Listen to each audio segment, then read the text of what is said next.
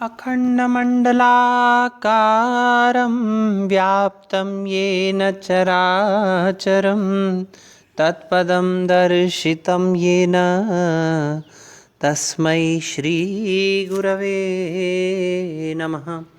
तस्मै श्रीगुरवे नमः। तस्मै श्रीगुरवे नमः। पिछली कक्षा में हमने मम्मट के काव्य लक्षण के विषय में अध्ययन किया था।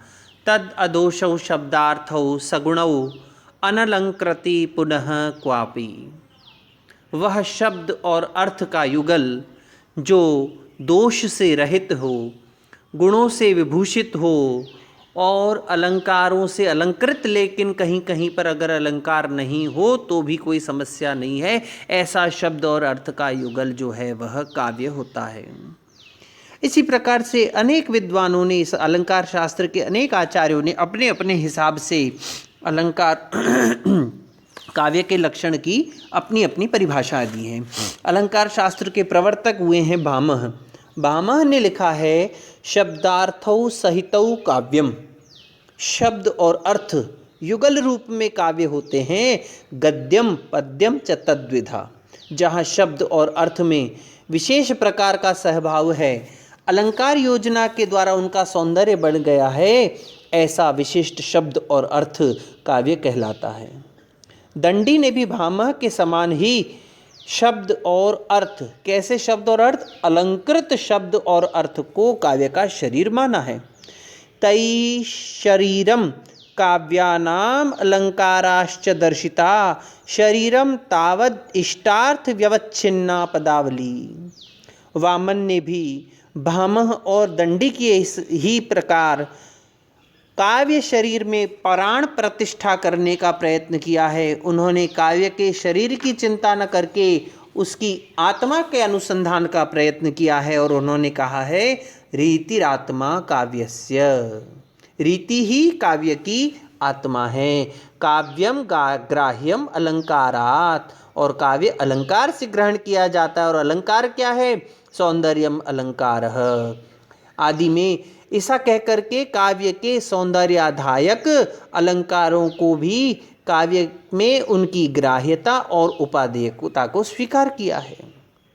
इसी प्रकार से कुंतप ने अपने वक्रोक्ति जीवितम में यही भाव रखते हुए उन्होंने कहा है वक्रोक्ति काव्यस्य जीवितम। उन्होंने भी शब्द और अर्थ की तरफ ध्यान न देकर के, काव्य के शरीर की तरफ ध्यान न देकर के काव्य की आत्मा के ऊपर चर्चा की। ध्वन्यालोककार आनंदवर्धन भी क्या कहते हैं? शुरुआत ही उन्होंने यही की है, काव्यस्य आत्मा ध्वनि। ध्वनि को उन्होंने काव्य की आत्मा माना है। रुद्रट ने पुनः शब्द और अर्थ को काव्य मानते हुए कहा है शब्दार्थौ काव्यम। हेमचंद्र कहते हैं अदुषौ अदोषौ सगुणौ सालंकारौ च शब्दार्थौ काव्यम। इनका अगर हम लक्षण देखें तो यह मम्मट के हिसाब से ही लक्षण लगता है। वाग्भट्ट के लक्षण को अगर हम देखें, शब्दार्थौ निर्दोषौ सगुणौ प्रायः सालंकारौ च काव्यम। फिर विद्याधर हैं, वो क्या कहते हैं? शब्दार्थौ वपुरस्य तत्र विबुधई आत्माभ्यधायी ध्वनिः। विद्यानाथ कहते हैं गुणालंकार सहितौ शब्दार्थौ दोष वर्जितौ। अनेक अनेक विद्वानों ने, आचार्यों ने अपनी अपनी बुद्धि के हिसाब से अर्थ किया है। राजशेखर ने काव्य पुरुष की कल्पना करके काव्य के स्वरूप में शब्द, अर्थ, गुण, रस और अलंकार आदि सभी का समन्वय किया है।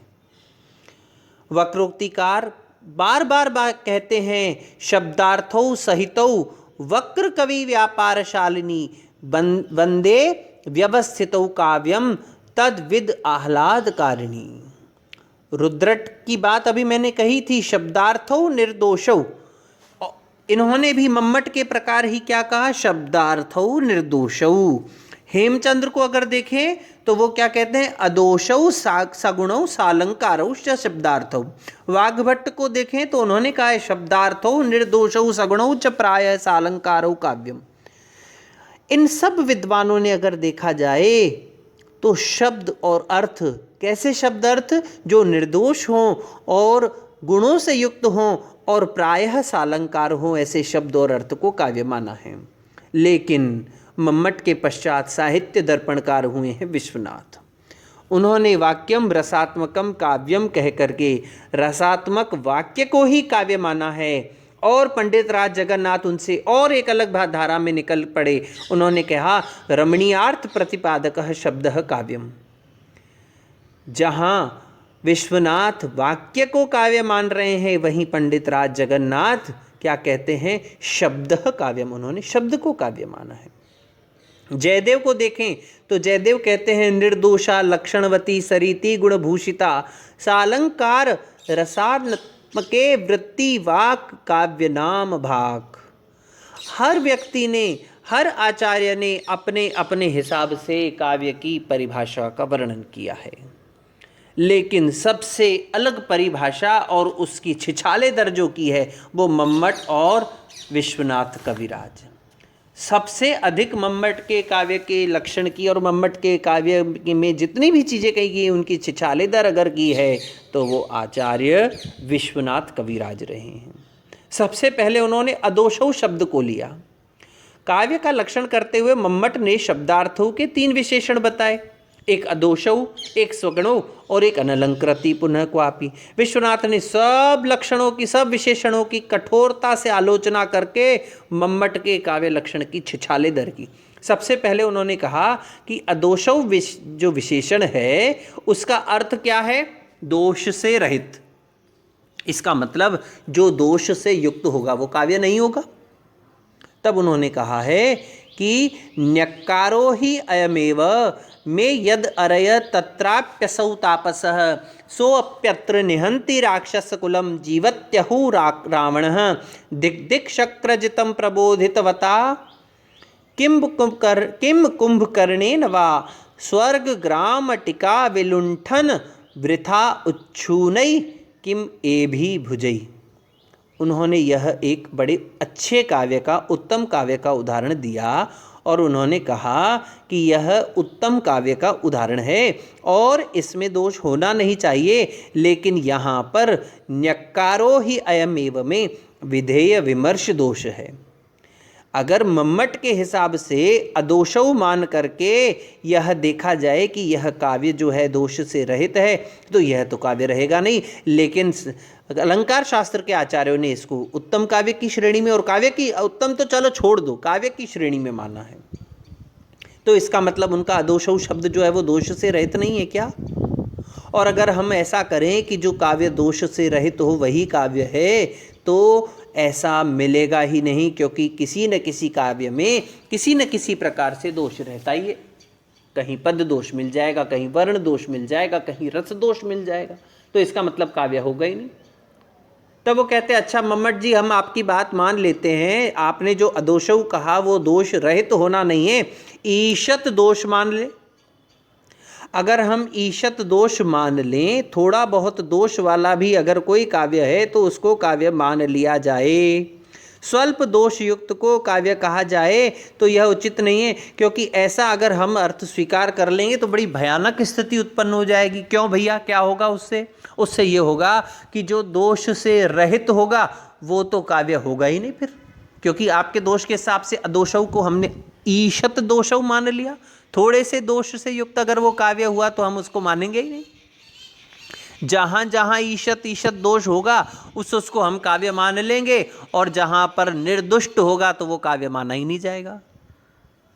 तब वो कहते हैं अच्छा चलो मम्मट जी हम आपकी एक बात और मान लेते हैं कि जहाँ पर इस अदोषौ से तात्पर्य दोष से रहित है, लेकिन ईशत दोष हो तो भी चल जाएगा, उसको भी हम मान लेंगे।